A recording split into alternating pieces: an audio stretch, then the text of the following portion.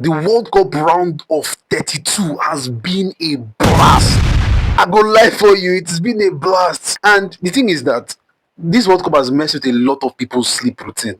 Many people have been up late in the night. Sometimes you want to record video, there's a match going on and there's no time and all of that. In this video, I'm going to break down what has happened so far in the World Cup. As you know, the round of 32 is here. I explained earlier. So you know this. If you are confused, check out my other videos and for clarity, and you will know what I'm talking about. So the round of 32 kicked off with South Africa playing Canada on the 28th of June, and the Canadian boys, in the death of the match, knocked out South Africa. You see, in that match, South Africans were waiting patiently. They were waiting and waiting and waiting for the penalty because they have someone like Ronaldo Williams in the goalpost who is good at catching penalties. But well, thank you very much, Canada. Then on Monday, the 29th of June, we have Brazil take on Japan. Japan scored the first goal. And they were looking like the underdogs that were going to go on to win it, to eliminate powerhouse like Brazil. But guess what happened? Height difference. I think in the next generation of Japanese players, they should have a mix of tall people. The header from Casemiro, they were able to get the equalizer, and in the last 9 minutes, they had a goal. Brazil were able to win at the last minute in that match against Japan. Powerhouse Germany, the German machines, were knocked out in a surprising match against Paraguay. And these Paraguays, they para, bro. You see what I did there? Paraguay went on to the penalties and defeated Germany in a 4-3 penalty shootout. On the 30th of June, Netherlands, the Dutchmen were sent packing. And it's painful because as a Liverpool fan, watching someone like Odegaard with pain in his heart, playing so much for his country, I am glad, and it really touched me. Cody Gakpo gave his best in that match. Well, they were knocked out by Morocco, by the Moroccan players during the penalty. Those two, Virgil van Dijk and Cody Gakpo. Well, the good side of it is these players can come back and prepare well with Anthony Raola, who has recently gotten some players, some coaching staff that helped him in his time at Bournemouth. I expect that these players will have enough time for preseason. I don't want to hear stories when the season finally starts. So Ivory Coast were knocked out by Norway. The one thing about Erling Haaland is that this guy will MIA, we missing in action throughout the match. But then a cheeky goal that he scored in the death of the match to give Norway the lead against Ivory Coast and knocked them out. And of course, Alexander Isak and Victor Gyökeres, they've gone home. They'll be back home already because France, this French team, Ousmane Dembele, Olise, Bakola, Desiree Doué, and guess who again? Kylian Mbappe. And when you see the goal he scored that goal and ran straight to Didier Deschamps. In case you don't know, Didier Deschamps lost his mother during the World Cup, and then he had to go back to his country to see his mom before coming back. Kylian Mbappe scored the goal and dedicated it to him. This is why we watch football. This is pure and true sportsmanship. And you could see the way the Champs was just bending and bowing to Kylian Mbappe. What a baller. What 3-0 in a knockout phase, that's massive. That is massive. Mexico defeated Ecuador and knocked them out. Of course, Mexico is one of the host nations. So expect that kind of thing. It is in the round of 16 that we'll now know who is actually playing good football, who deserves it. Mexico knocked out Ecuador and Congo. Waiting happened. You mean you cannot hold down a 1-goal lead? You did it till the 60-something minute before. Of course, Harry Kane scored the first goal with the header, and what a disastrous goal. The second goal, he scored a no-look shot.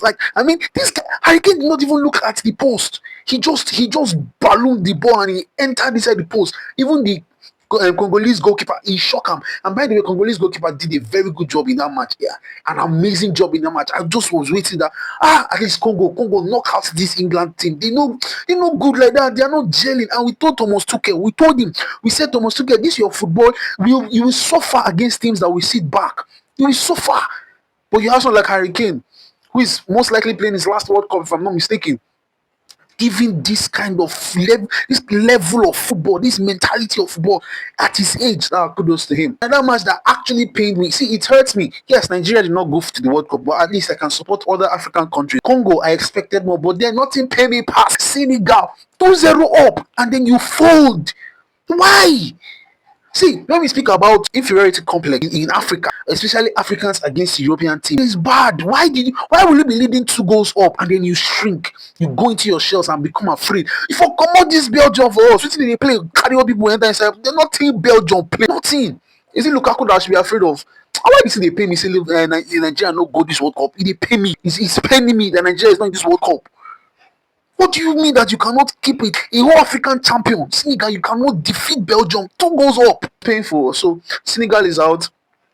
Of course, somebody tweeted, a lady tweeted that other countries were playing one country, but they reached America turn, they are playing Bosnia and Herzegovina. Well, is it the shit that it's just one country? Yes, despite that they have two names and a conjunction in their name, it is just one country. And America were able to defeat Bosnia and Herzegovina. America is playing a very good football. I'm impressed, and kudos to our Nigerian brother Folarin Balogun. This guy, the ball, sad that he scored the goal, and there was an accident in the football, and then he stepped on Bosnian player, and then he was given a red card. Spain were able to eliminate Austria. You see, in the group stages, Spain were playing horrible football, haram football. I was almost yelling at De La Fuente, that is the Spanish coach. This is not the football we saw in the Euros. I watched the Euros now. This is not the kind of football we saw. But guess what? This man was just preparing for the knockout phases. So now go see ball. You now go see ball. Spain go play on out on. What a match, what a baller. See now this same Cucurella is who Xabi Alonso allowed and watched to go to Real Madrid. This Cucurella. No, look at Orizabal now. Look at Yamin Lamal. Look at ballers. Look at ballers. Portugal survived Croatia. And I've been seeing a lot of noise everywhere. See, if Portugal goes forward, two things have to happen. They need to get players, like they need to encourage players that are not system players, because I've watched the matches. You'd expect that a country with the best midfield in all of Europe should be able to dominate games. 470 something, 60 something minutes. Bruno Fernandes did not even get one solid shot. See what Kovacic was doing. What do you mean? And people are coming out here to blame Ronaldo. For what? For what? Ronaldo is doing his best. He's giving his all. You cannot see. Nobody has the right now to blame or yell at Cristiano Ronaldo. You have a midfield of Vitinha, João Neves, and Bruno Fernandes, and you're telling me that they cannot create chances. That they count the passes where they make. It don't make sense. Croatia, they are full of legs. They are old legs, tired legs. Kovacic, Modric, Perisic. Who did Croatia? Who did Croatia? The moment they took out, thank you very much, Martinez, the coach of Portugal, thank you for being bold. To taking out Vitinha, as they come out Vitinha and Bruno, see as ball open, see as Portugal can't they play football.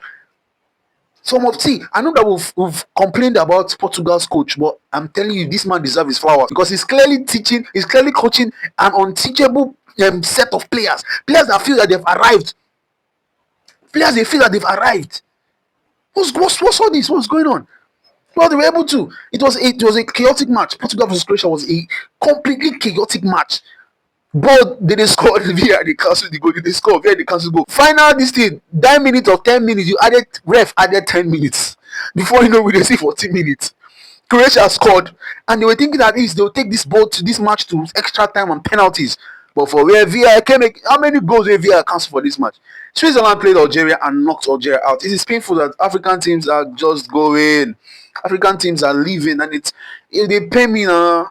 Switzerland knocked out Algeria from the round of 32. As at the recording of this video, Australia is currently playing a draw to Egypt. Egypt, please, I beg you, make Africa proud. The same thing Morocco is doing. Do this for us. Australia, they're not good. They're not good like that. So as the few more matches left, then we'll head out to the round of 16. So who is advancing, and how is the round of 16 going to look like? So round of 16 matches, which will start on Saturday, the 4th of July. We have Canada playing Morocco. Canada playing Morocco is the first round of 16 match. First round of 16 match, Canada versus Morocco. See, Canada, I know you are good though. I know you are trying. And of course, it is expected that you do well. I mean, see your house, see where they play the World Cup. For Morocco, these Moroccan players, you get why they reach final for AFCON. You get why last World Cup they reached semi-finals. They're not the team to joke with. I'm not a Canadian, I'm an African, so I'm going to support Morocco. Morocco is going to beat Canada at least 2-1. That's my match prediction. And I'm going to say this because Morocco play good football. Morocco play beautiful football. I will lie for you. Beautiful football. France playing Paraguay. Hey, France will play ball that when you look at it, you will fall in love. What are you not saying? France is definitely going to be Paraguay. See, it's not something you negotiate.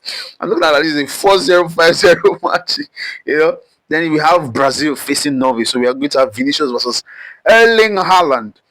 Then we have Mexico playing England. Mexico, England. This is on Monday by 1 a.m. That's a tough match. That's a tough match because Mexico currently have the momentum and they can actually hurt England. England players currently do not even have that much, confidence on the ball. Then we have Portugal, Spain. This is where Portugal will go home. You get me now? It is in this match, Portugal versus Spain, that will bid CR7 bye bye. And I'm told that Ronaldo is playing his last World Cup, of course, and he's going to bid goodbye to the international team. So it is in this match that Portugal will go home. USA versus Belgium, that'll be on Tuesday, round of 16. Belgium is going home. The kind of ball these United States players are playing, Belgium, they are going home. So that's it for today. If you're new to my page on my channel, ensure that you hit the like button, drop a comment, share, subscribe if you're watching this on YouTube. Subscribe. Follow me for more. On to the next video. Let's cover this World Cup. You get me? Until next video.